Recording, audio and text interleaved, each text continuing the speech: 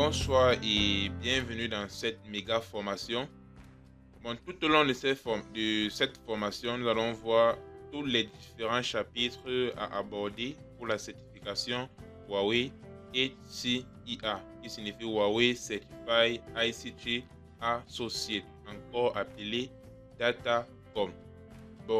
Grâce à cette formation, vous allez acquérir beaucoup de connaissances en réseau. Cette formation est pour les novices, c'est-à-dire ceux qui n'ont aucune connaissance en réseau, ceux qui ont déjà des connaissances et qui souhaiteraient approfondir sur certains sujets et autres. Grâce à cette certification, vous pouvez déjà travailler dans une entreprise comme un ingénieur réseau junior. Il peut dire, voilà. Déjà, nous allons commencer cette méga formation et je vais essayer de vous expliquer la structure des différentes vidéos que nous allons travailler dessus pour les différents chapitres. Voilà. Pour chaque chapitre, déjà, à la fin de chaque chapitre, je vais dire, nous aurons je pense, 10 questions concernant le chapitre. Et ces questions-là, c'est les questions de la certification des années précédentes.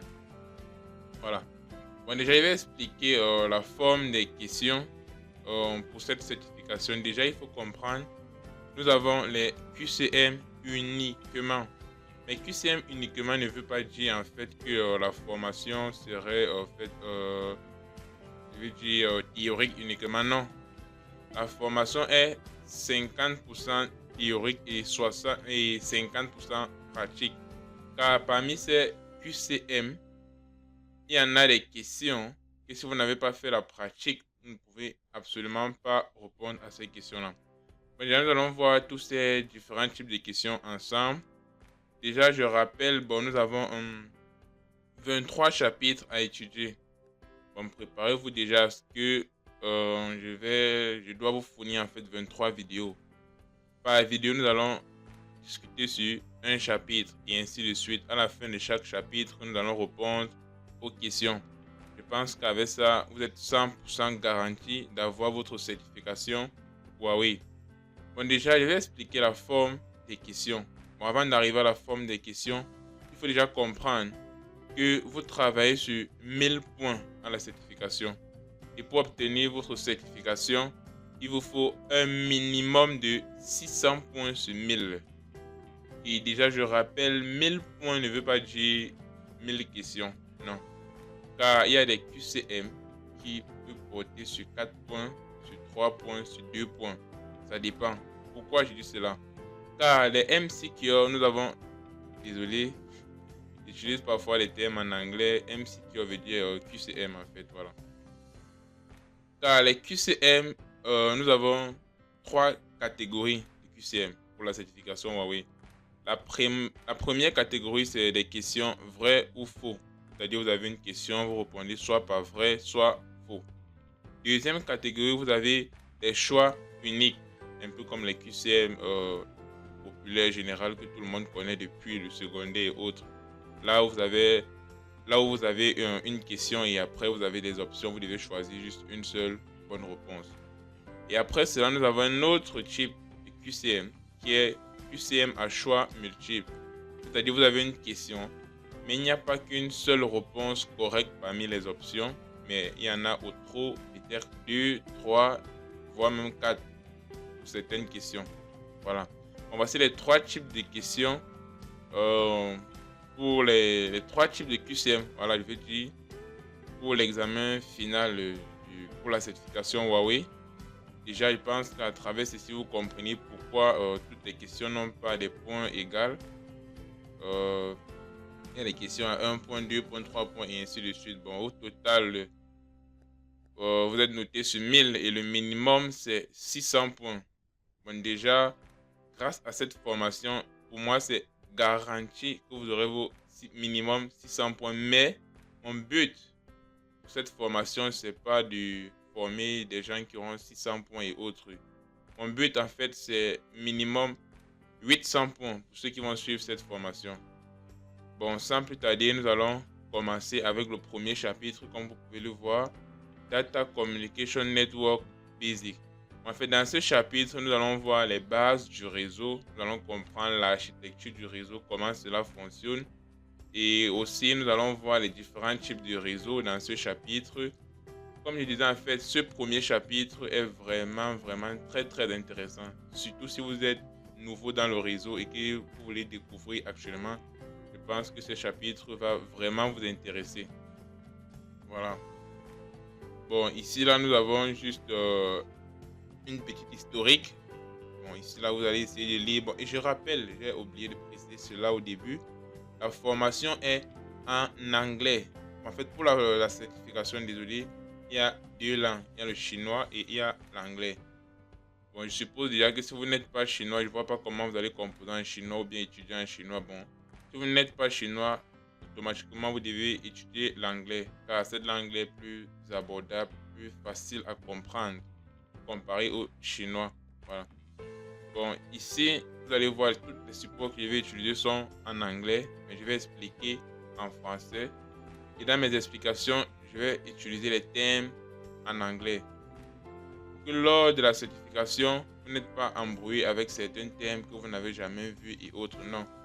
Les thèmes en anglais, je ne vais pas les traduire en français. Bon, je vais traduire certains, mais pour comprendre que ça reste en anglais. Et les questions que je vais proposer à la fin de chaque chapitre seront en anglais, car comme je dis, ce sont les questions de la certification et je ne vois pas pourquoi je dois traduire. Là, c'est encore pour vous embrouiller. Voilà. Bon, retenons cette éthique que nous allons maintenir tout au long de la formation pour les différents chapitres. Voilà. Bon, nous allons commencer avec ces deux points. Voilà. Ici, vraiment, tout ce que vous devez comprendre, c'est que la communication a toujours existé. La communication a toujours existé. Nous avons eu la communication entre humain et humain, communication entre un humain et un objet, le matériel, la communication entre objet et objet. Quand il parle objet, il parle de, par exemple, deux machines qui veulent communiquer ensemble. Voilà. Et maintenant, ce deuxième point, en fait, met tout simplement l'accent sur le fait que dans tout au long de cette formation, nous allons parler de la communication entre deux objets, c'est-à-dire entre deux machines, en fait entre deux ou plusieurs machines, quoi, un réseau. Car dans le slide suivant, en fait les slides qui vont suivre, nous allons définir c'est quoi un réseau et autres. Voilà. Bon, ici là, comme vous allez remarquer, vous allez voir objectif, voilà. Bon, c'est très clair en français, ce sont les objectifs en fait tout au long de ce chapitre. Voilà. Bon, l'objectif numéro 1, vous allez voir, comprendre les concepts liés à la communication et la communication des données dans un réseau. Être capable de décrire le processus de transfert d'informations. Voilà. Le troisième point, c'est faire la différence entre les différents équipements réseau et les différents types de réseaux et comprendre leur fonctionnement. Bon, le prochain point, c'est understand different network type. Oui, ici là, c'est comprendre les différents types de réseaux et leur topologie. Ne vous inquiétez pas, nous allons voir tous ces thèmes, les slides qui vont suivre. Topologie, c'est quoi et tout. Voilà, le dernier point, c'est comprendre les concepts liés à network engineering qui signifie ingénierie réseau. Et network engineer qui signifie ingénieur réseau. Bon, vous devez connaître la différence entre un ingénieur réseau et l'ingénierie réseau. Bon, déjà, nous allons voir cela dans les slides qui vont suivre. Bon, retenez tout simplement que ici, voici les objectifs à atteindre pour ce chapitre. Ici, nous allons parler des différents icônes qui représentent les équipements de Huawei. Voilà. Bon, il faut déjà comprendre que bon, le concurrent direct de Huawei, c'est Cisco. Cisco, lui aussi, là, ses icônes pour représenter ses équipements. Voilà. Quand je parle d'équipements, ça ne veut pas dire que ils ont des équipements que l'autre entreprise n'a pas et autres. Non. Tous sont des routeurs, des switches et autres, tous ces équipements-là. Voilà. Maintenant, en termes d'icônes, pourquoi utiliser cette icône-ci pour représenter? C'est tout simplement parce que Huawei a un logiciel appelé ENSP. Voilà. C'est un logiciel pour faire des simulations réseau. C'est-à-dire, je peux vouloir déployer un réseau dans une entreprise. C'est pas comme si je vais directement arriver dans l'entreprise et commencer à travailler. Non. Je vais utiliser mon logiciel ENSP. Je vais concevoir l'architecture. Je vais établir, je vais faire toutes les configurations nécessaires et je m'assure que ça marche au niveau lors de la simulation avec mon logiciel. Si tout fonctionne tranquillement, maintenant en entreprise, tout ce que vous avez besoin, c'est le matériel physique, le matériel réel et ces mêmes configurations que vous étiez en train de faire avec le logiciel. Vous pouvez faire ces mêmes configurations là de ce côté-là et tout va fonctionner normalement. Bon, ici là, toutes ces icônes, là, vous devez vraiment être familier avec car, comme je dis, il y a un côté pratique. Et c'est pour ce côté pratique là que nous allons utiliser le logiciel UNSP pour faire des simulations où nécessaire. Voilà. Bon, ce premier chapitre, il n'y aura pas de pratique, mais vous allez voir les chapitres à venir. Il y a vraiment des choses très intéressantes. Voilà. Nous allons commencer avec l'école numéro 1. Bon, déjà, je vais plus m'attarder sur le besoin de la certification. Voilà, HCA. Car il y a d'autres certifications Huawei, il y a HCIP, et aussi HCIE, voilà, pour les professionnels, pour les experts et ainsi de suite. Bon, pour HCIE, qui est pour les débutants, ceux qui débutent dans le réseau.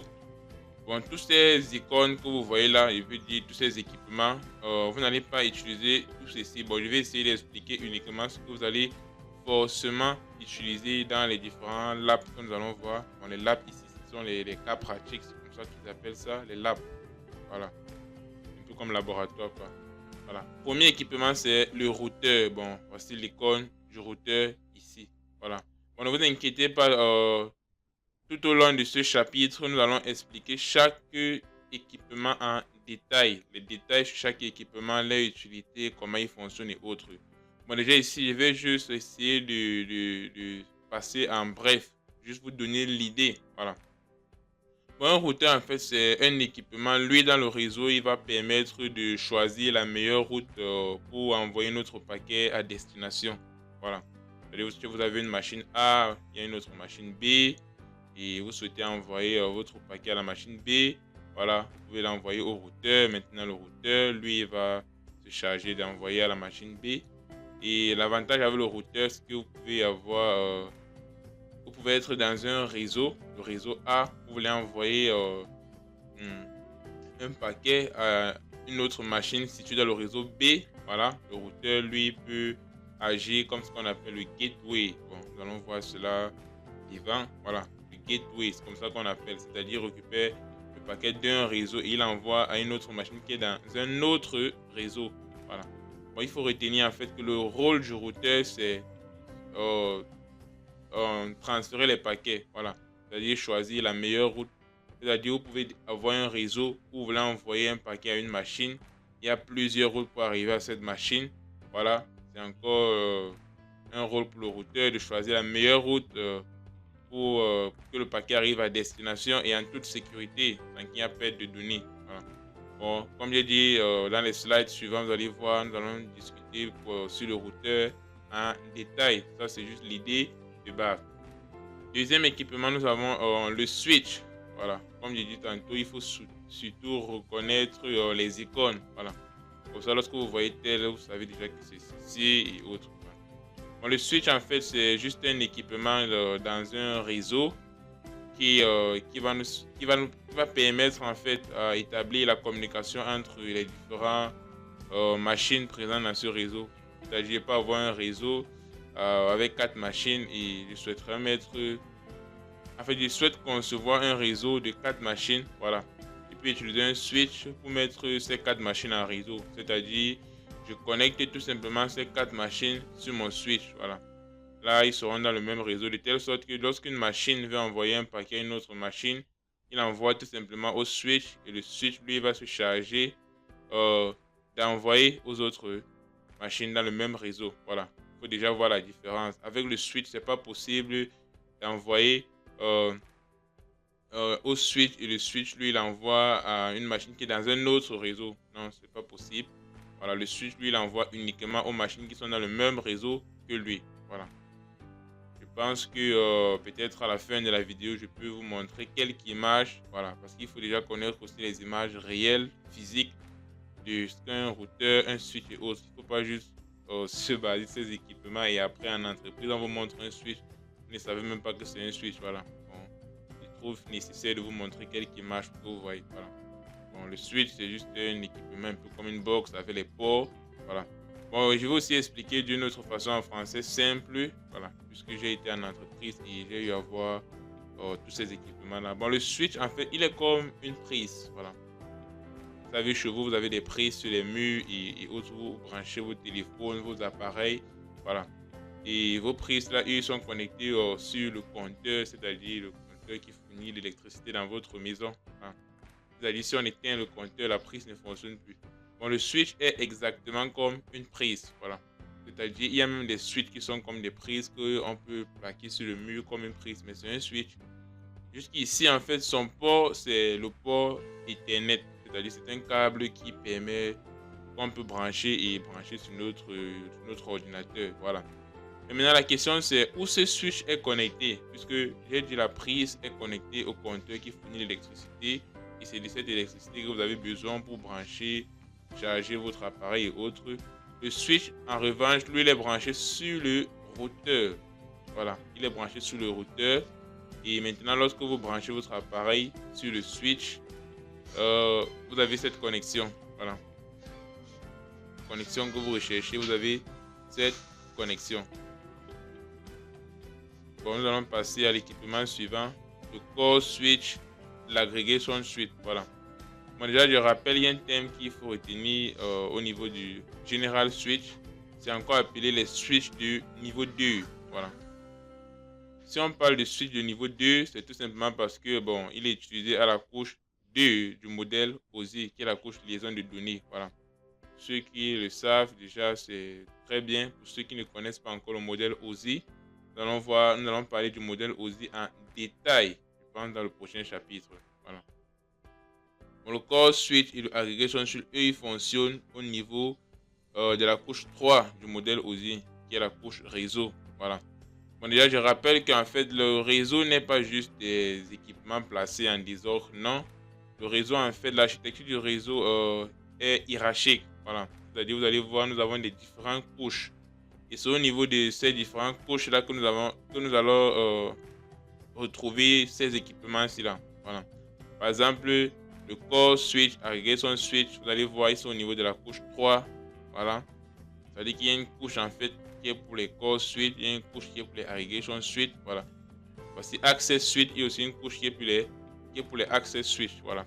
Les access switch en français simple, lui il est utilisé pour se connecter directement aux équipements finaux. Voilà. Les équipements finaux, c'est ce qu'on appelle encore les terminaux. Voilà. Les terminaux. Ou encore on appelle en anglais les workstations. Voilà. Et ces équipements-là sont des téléphones, des ordinateurs. Vous voyez quoi, voilà. Desktop et autres. Et après, maintenant, la couche accès, nous avons maintenant la couche aggregation switch. Voilà. Cette couche, maintenant, lui, permet de connecter les différents access switch. C'est-à-dire que l'access switch, lui, il permet à ce que les équipements finaux se connectent sur lui.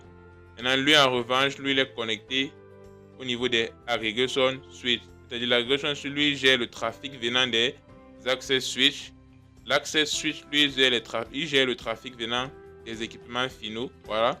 Et comme vous pouvez constater, le core switch, lui, gère le trafic venant des aggregation switch. Voilà. Et c'est le core switch maintenant qui est utilisé pour envoyer, pour se connecter sur Internet. Voilà. Ou bien pour aller dans un autre réseau. Voilà.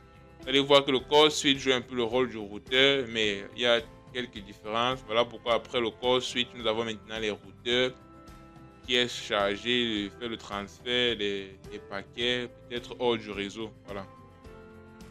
C'est un peu ça. Stack switch, bon, c'est ceci tout au long de la formation, nous n'allons pas utiliser, mais il faut connaître que c'est un switch en fait qui permet à ce que, bon, c'est les types de switch qu'on peut combiner, voilà, pour former un seul switch et gérer. Voilà. C'est-à-dire vous avez peut-être 3 switches combinés, mais vous gérez cela comme c'était un seul switch. Voilà. Firewall. Comme le nom le dit, en fait, vous voyez là un mur, voilà. Le firewall signifie tout simplement, c'est juste un équipement pour la sécurité dans le réseau. Voilà. Bon, il va permettre de filtrer en fait tout ce qui entre dans notre réseau. Voilà. Bon, dans les slides qui vont suivre, nous allons aussi parler de c'est quoi un réseau. Voilà. Comme je dis, un réseau privé, un réseau public. Voilà. Généralement, les réseaux que nous on crée sont des réseaux publics, privés, pardon.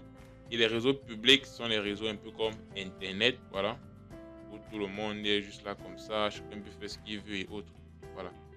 Ce qui fait en fait que le firewall va permettre à ce que ceux qui sont du côté dans un autre réseau qui est le réseau public, voilà, je filtre en fait tout ce qui entre dans mon réseau privé, voilà, de telle sorte que bon, n'importe qui n'est pas autorisé à faire telle chose, voilà, dans mon réseau. Bon, ici nous n'allons pas utiliser ceci, le General Network Management System. Ici là déjà c'est pour l'administration réseau, voilà. Ici là nous n'allons pas parler de l'administration réseau. IP qui signifie Access Point, voilà. Il permet de connecter plusieurs appareils sans toutefois utiliser les câbles pour se connecter et autres. Voilà, c'est le rôle des access points. Et vous allez voir, il y a différents types d'access points. Mais comme je dit ici, j'essaie juste de vous montrer les icônes. Mais les slides qui vont suivre, nous allons prendre chaque équipement et détailler en réalité ce qui se passe.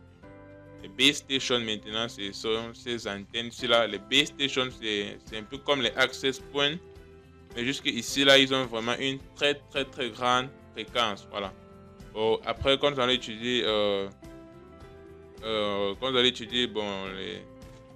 les zones, les types de réseaux en termes de zones géographiques, voilà. On va parler de LAN, WAN et autres. Bon, on va revenir sur ces base station access point et autres.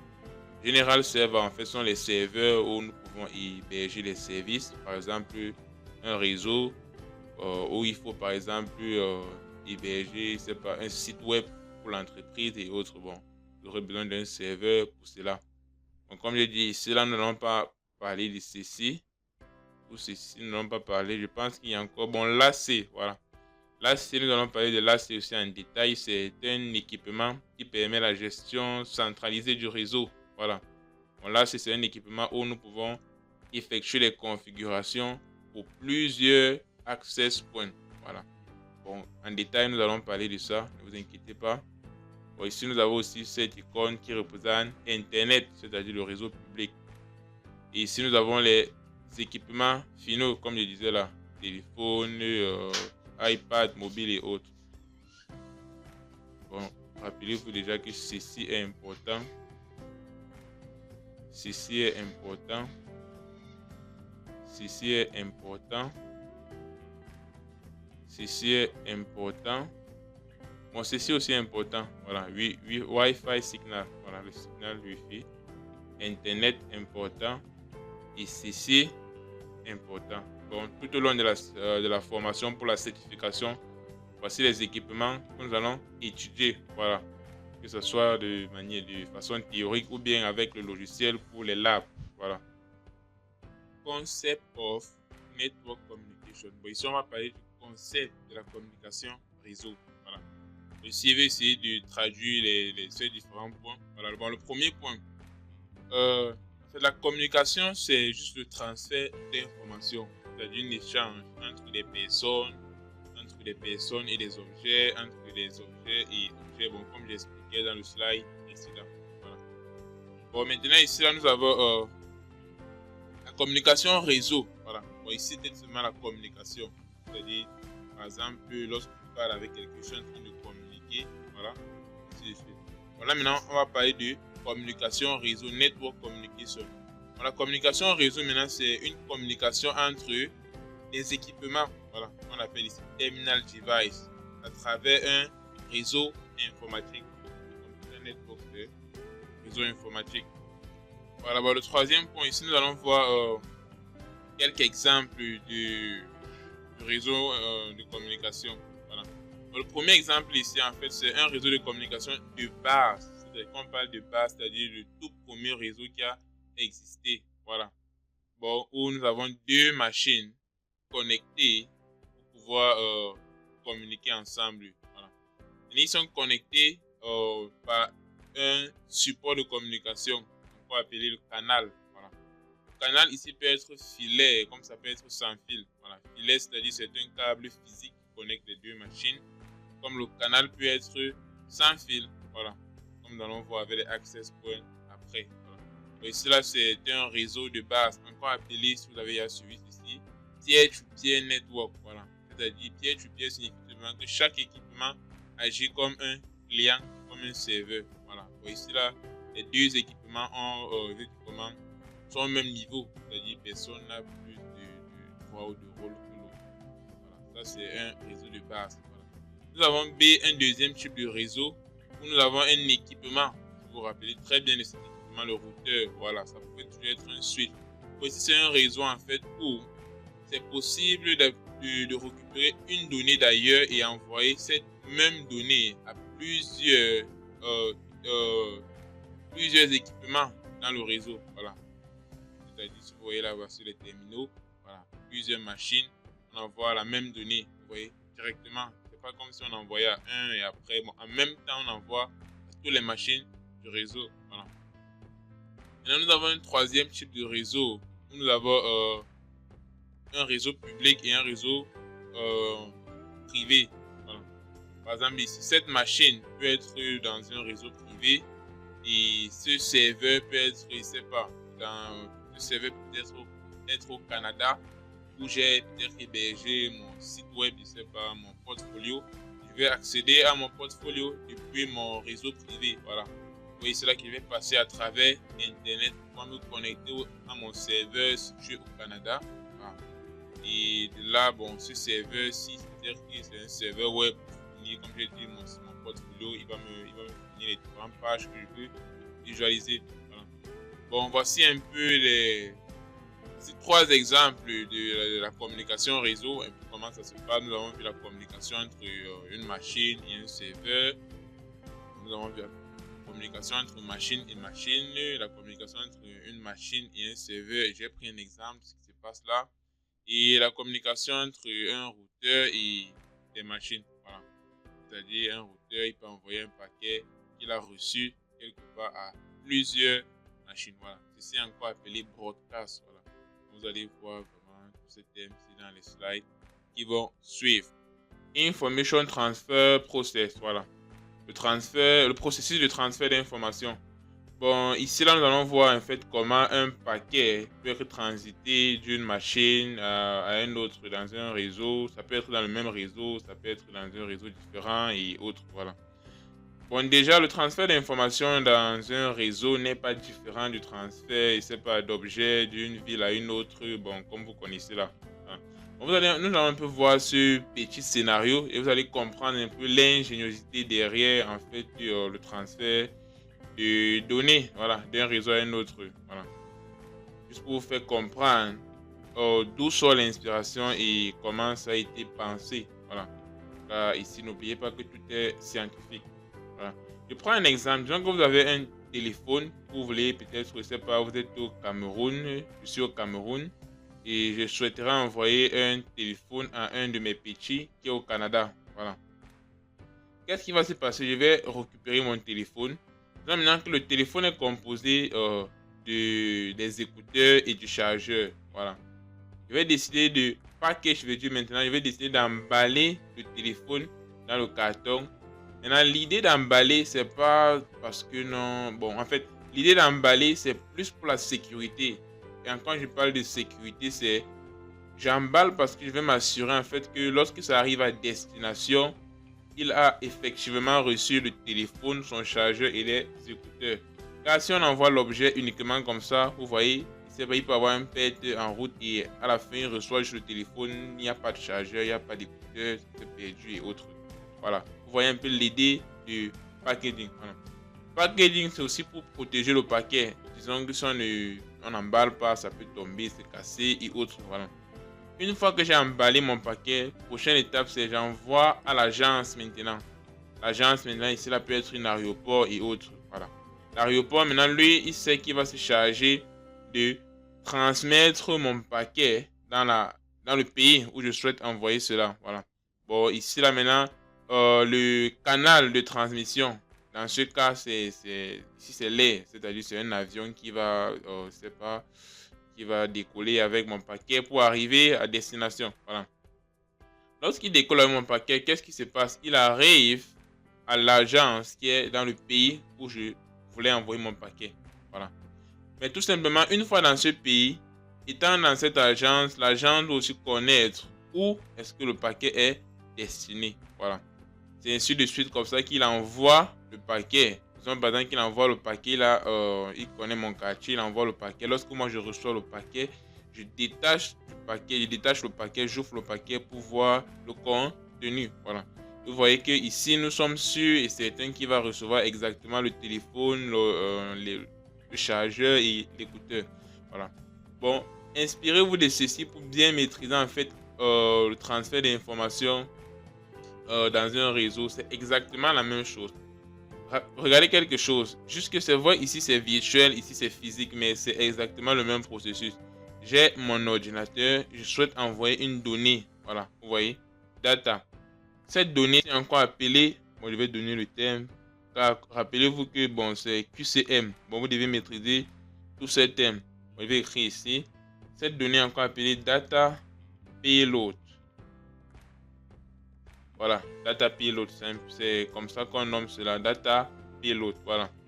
Bon, cette donnée, maintenant, qu'est-ce que vous remarquez? On doit package cela. Voilà. Et maintenant, je vais aussi rappeler le but du packaging, c'est-à-dire de mettre dans un paquet. C'est tout simplement parce que sur le paquet aussi, on va essayer de coller une étiquette pour mettre l'adresse de celui qui envoie et l'adresse de celui qui va recevoir. Il va utiliser cela pour se référencer. Voilà. C'est la même chose. Vous allez voir ici là que notre donnée a été mise dans un paquet, c'est-à-dire on a ajouté des informations à notre donnée. Ces informations-là peuvent être l'adresse de destination et l'adresse source, c'est-à-dire l'adresse de la personne qui envoie et l'adresse de destination, de telle sorte que celui qui reçoit connaît qui a envoyé le paquet. Voilà. Ce processus d'ajouter une information à la donnée, ce qu'on appelle l'encapsulation. Nous allons parler de ça, je vais écrire ça là. Encapsulation, voilà. Bon, je vais expliquer l'encapsulation. Voilà. Maintenant, lorsqu'on a encapsulé le paquet, on va l'envoyer au niveau du routeur. Voilà. C'est le routeur qui va se charger maintenant de transmettre mon paquet dans un autre réseau. Rappelez-vous que le routeur a cette fonctionnalité-là. Vous voyez ici, regardez le nom en bas, vous allez voir Gateway Router. Voilà. Gateway, comme j'ai expliqué, c'est tout simplement parce qu'il va récupérer notre paquet qui est dans un réseau, on peut dire dans une ville, et envoyé dans une autre ville qui est un autre réseau. Vous voyez, c'est le rôle du gateway. Voilà. Et maintenant, il va passer par le réseau. Le canal ici, là, c'est notre réseau public Internet. Voilà. Une fois que ça passe vers Internet, ça arrive dans l'autre réseau. Il y a aussi un routeur qui est chargé de récupérer ce qu'il reçoit de l'autre réseau externe pour envoyer à son réseau interne. Voilà. Lorsqu'il récupère, maintenant, il va trouver la meilleure route pour arriver à destination. Ou bien si la route est directe, il va directement arriver à destination. C'est ainsi de suite, il envoie le paquet tel que reçu. Car rappelez-vous qu'il a déjà la destination. L'adresse de destination est sur le paquet. Voilà. Et les routeurs ont ce qu'on appelle une table de routage où il a les adresses. Les adresses, voilà. Bon, adresse ici, c'est adresse IP. Je vais parler de ça devant. Voilà pourquoi j'évite encore ce mot. Il a les adresses de tous ceux qui sont connectés à lui, de telle sorte que lorsqu'il reçoit, il voit l'adresse, il sait à qui il va envoyer le paquet. Voilà. Il envoie le paquet.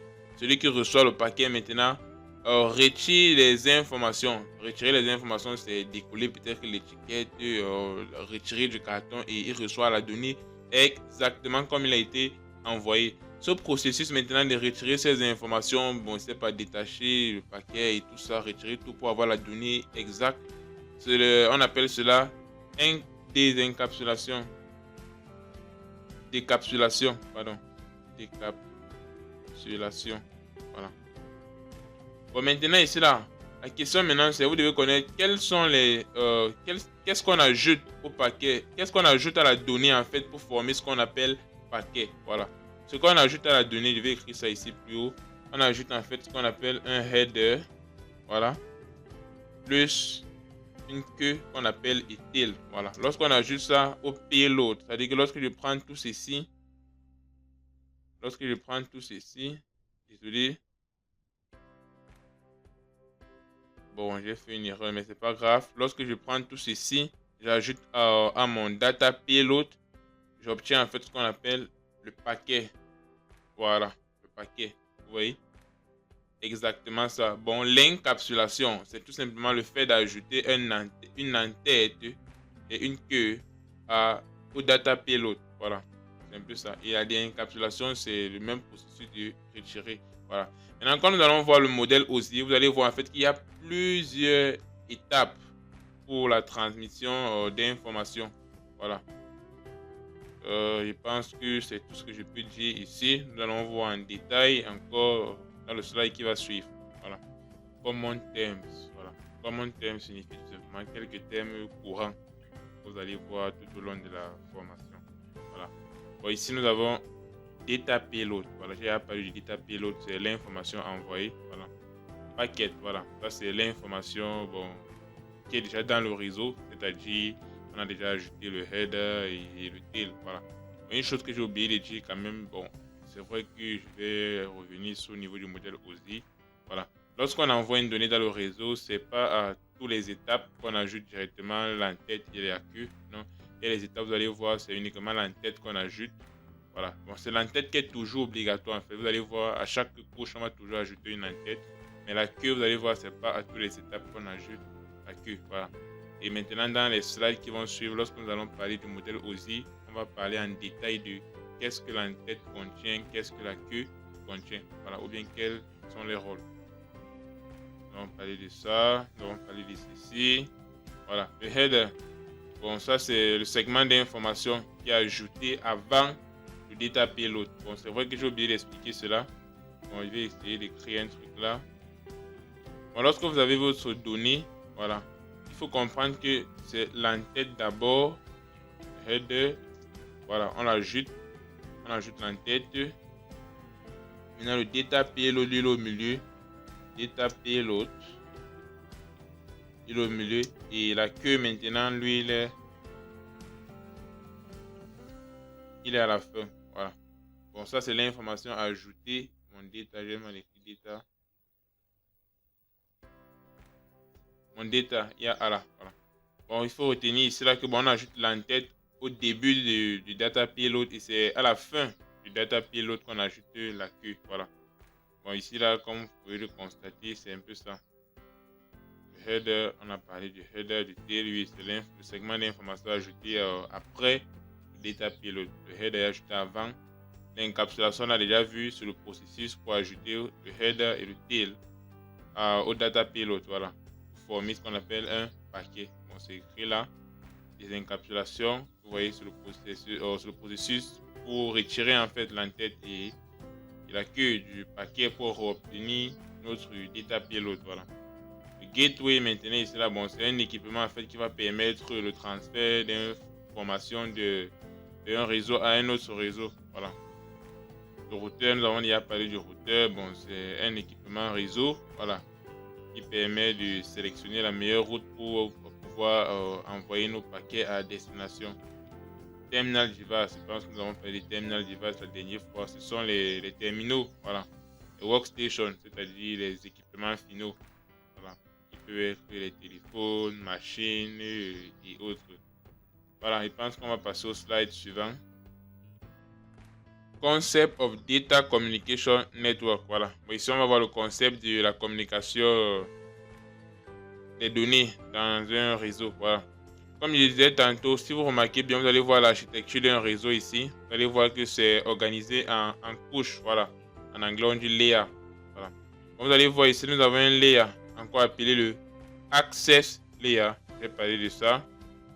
Le Access Layer. Le Aggregation Layer. Ici. Ici, nous avons le Core Layer. Voilà, je vais parler de cela. Je vais essayer d'écrire.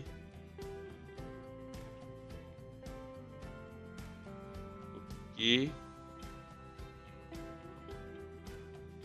Ici, nous avons le Access Layer. Ici, nous avons le Aggregation Layer.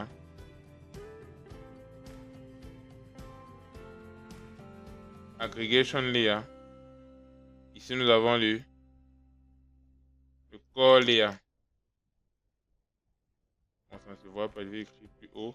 Et du le corps layer. Voilà. Au niveau du access layer, comme j'ai dit ici, nous avons les access switch. Les switches qui sont connectés directement aux équipements finaux. Voilà. Vous allez voir ici, nous avons un access point qui est connecté à un access switch. Tout simplement pour dire ici là que les équipements finaux seront connectés au réseau par voie non filaire. Voilà, vous voyez, il n'y aura pas de câble ici, puisque nous avons déployé un access point. Voilà. Vous voyez en fait que l'access point doit se retrouver au niveau de la couche access layer. Qu'est-ce que vous remarquez maintenant? Nous avons le aggregation layer. Voilà, aggregation layer là-bas, nous utilisons les aggregation switch. Access layer, c'était les access switch. Vous vous rappelez très bien les 16 icônes là. Voilà. Ici, ça, ce sont les aggregation switch. Voilà. Vous voyez que les aggregation switch, eux, gèrent le trafic venant des access switch. Voilà, vous voyez. Et après, maintenant, si on monte au niveau du core switch, du core layer, vous allez voir là-bas, on peut trouver les core switch, on peut trouver les routeurs, des firewalls et autres. Vous voyez, des serveurs. Tous ces équipements-là sont retrouvés au niveau du core layer. Bon, ici, nous avons le core switch. Voilà. Vous voyez en fait que le core layer, d'abord, pour commencer, le core layer, c'est l'intermédiaire entre notre réseau privé et notre réseau public qui est Internet. Voilà. Maintenant, les core switch que vous voyez au niveau du core layer sont là pour gérer le trafic venant des access layer. Voilà. Si vous voyez cela, il y a plusieurs fils et autres. C'est tout simplement, on appelle cela la redondance. Voilà. Pour que si par exemple il y a un chemin qui est défaillant, c'est-à-dire qui ne fonctionne pas, le réseau peut toujours fonctionner, c'est-à-dire il va trouver notre route pour arriver à destination. Voilà. De ce côté, vous allez voir ici, nous avons quelques serveurs déployés. Voilà. Cette zone est encore appelée, je vais noter cela, la zone DMZ. DMZ. Qui veut dire je vais bien écrire, ça dérange.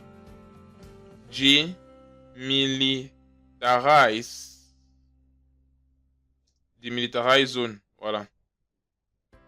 Je vais expliquer ces zones. Cette zone, en fait, c'est où on déploie nos serveurs. Vous voyez que tout cela est au niveau du core layer toujours. Voilà. C'est ici qu'on déploie nos serveurs. Pourquoi? Parce que, bon, avant d'expliquer ça, je reviens d'abord au niveau des pare-feux. Vous voyez là, les firewalls, qui est encore appelé les pare-feux.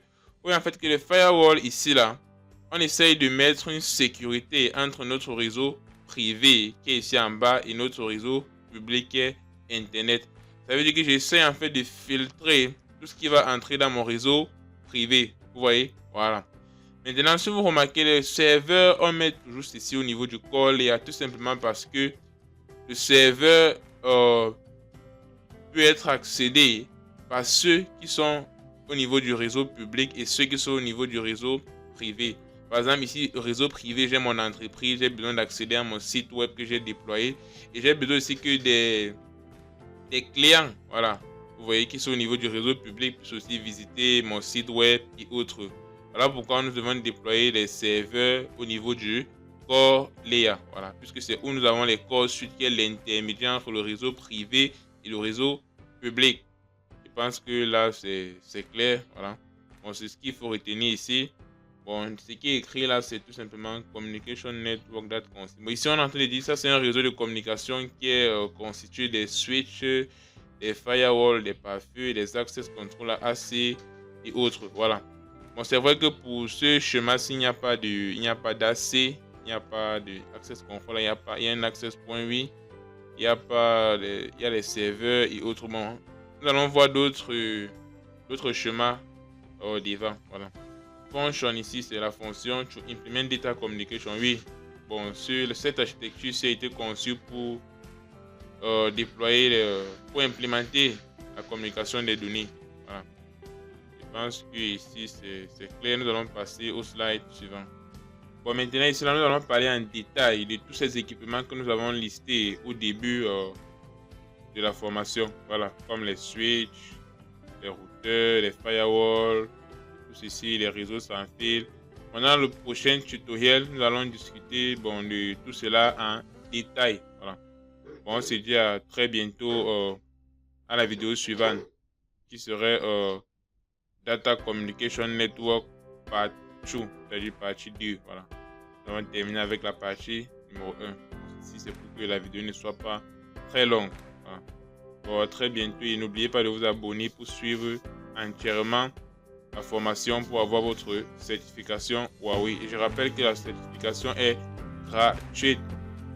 Lorsque vous allez suivre la formation, à la fin, vous allez juste écrire et vous donner la procédure pour pouvoir composer. Voilà. On se voit au tuto suivant. Merci.